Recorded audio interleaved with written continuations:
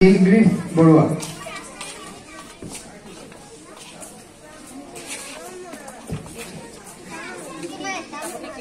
নমস্কাৰ, মোৰ নাম নীলগ্ৰীভ বৰুৱা।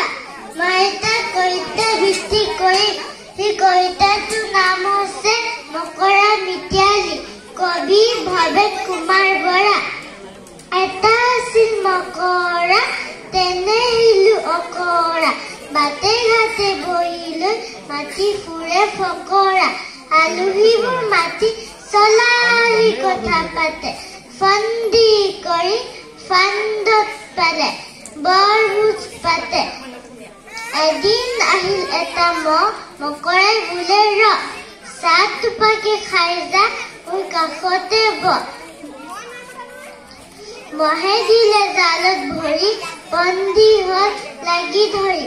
পেটুৱা মকৰাই টুপুক কৰি মহক গিলি থলে।